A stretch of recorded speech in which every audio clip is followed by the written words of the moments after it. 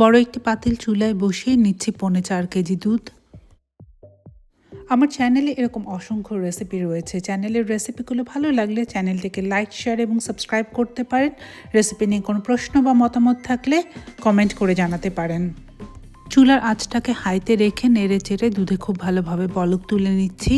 আধা কাপ পানির সাথে আধা কাপ ভিনেগার মিশিয়ে সেই পানি আর ভিনেগার মিশ্রণটা ঢেলে দিচ্ছি বলক ওঠা দুধের মধ্যে। চুলার আঁচ বন্ধ করে অপেক্ষা করছি 1 মিনিটের মতো। দুধ থেকে ছানাটা আলাদা হয়ে গেলে এবারে দুধটাকে ঢেলে নিচ্ছি একটি ছাঁকনির মধ্যে। কিছুটা সময় নেড়ে ছানাটাকে ঠান্ডা করে নিচ্ছি এবং এতে করে পানিটাও দ্রুত ঝরে যাবে। ছানাটা কিছুটা ঠান্ডা হয়ে এলে এবারে ছানাটাকে বেঁধে ঝুলিয়ে রাখছি প্রায় 6 থেকে 8 ঘন্টার জন্য।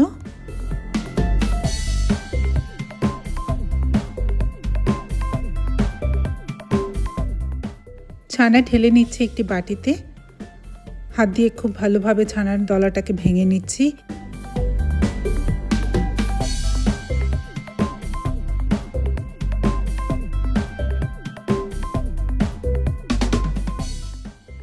ছোট ছোট ছানার দলাগুলো হাত দিয়ে মিহি করে ভেঙে নিচ্ছি।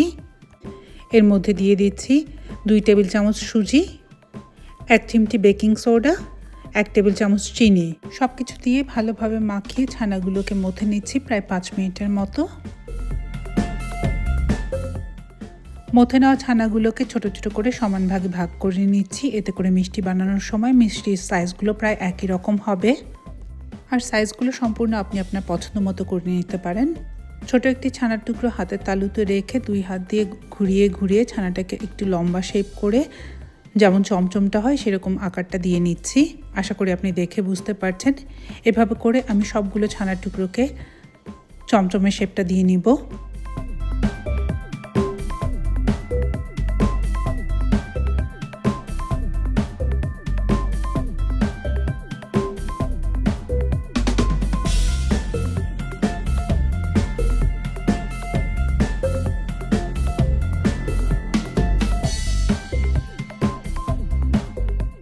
একটি বড় সাইজের পাতিল চুলায় বসিয়ে নিচ্ছি 4 কাপ চিনি, সাথে দিচ্ছি 6 কাপ পানি। চুলার আঁচটাকে হাইতে রেখে চিনিটা সম্পূর্ণ গলে পানিতে ভালোভাবে বলক উঠে গেলে বানিয়ে রাখা চমচমগুলো ঢেলে দিচ্ছি শিরার মধ্যে। চুলার আঁচটাকে হাইতে রেখে ঢাকনা দিয়ে ঢেকে প্রায় 20 মিনিটের মতো রান্না হতে দিচ্ছি। 20 মিনিট পরে ঢাকনা খুলে আলতো হাতে চমচমগুলোকে উল্টে দিচ্ছি। এই কাজটা খুব সাবধানে করতে হবে। এই সময় চমচমগুলো খুব নরম আছে, এই জন্য খুব আলতো হাতে চমচমগুলোকে নেড়ে উল্টে দিতে হবে।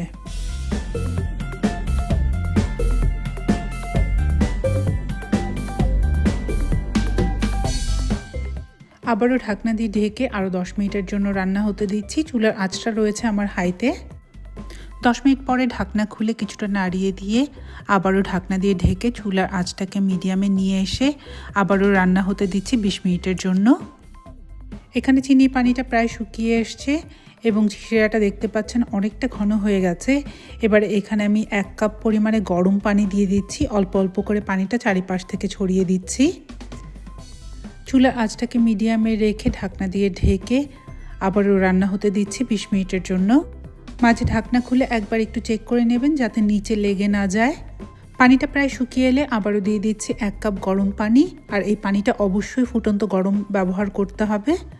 গরম পানি দিয়ে সামান্য নাড়িয়ে আবারও ঢাকনা দিয়ে ঢেকে রেখে দিচ্ছি 20 মিনিটের জন্য।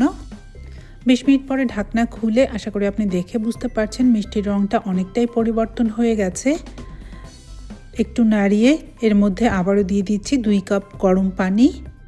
চুলার আঁচটাকে মিডিয়াম লোতে রেখে ঢাকনা দিয়ে ঢেকে মিষ্টিগুলোকে আবারও বলক তুলে নিচ্ছি প্রায় 30 মিনিটের মতো।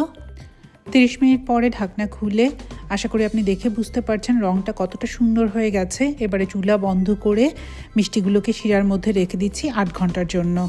8 ঘন্টা পরে মিষ্টিগুলো শিরা থেকে তুলে একটি ছাঁকনির মধ্যে রেখে দিচ্ছি। প্রায় 20 মিনিটের মতো ছাঁকনিতে রেখে রসটা ঝরিয়ে নিয়েছি। একটি প্লেটের মধ্যে মাওয়া নিয়ে নিয়েছি। এবার একটি করে মিষ্টি নিয়ে মাওয়াতে গড়িয়ে নিচ্ছি।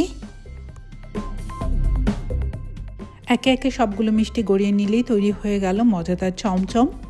কেমন লাগলো আজকের এই রেসিপি জানাবেন নিশ্চয়ই। ধন্যবাদ সবাইকে সুমেস কিচেন চ্যানেলটি দেখার জন্য। আবারও দেখা হবে নতুন কোনো রান্না নিয়ে সুমেস কিচেনে। ততক্ষণ পর্যন্ত একটা কাজ সবাই মিলে করি। আমি ভালো থাকি, আমার পাশের মানুষগুলোকে ভালো রাখার চেষ্টা করি। ধন্যবাদ।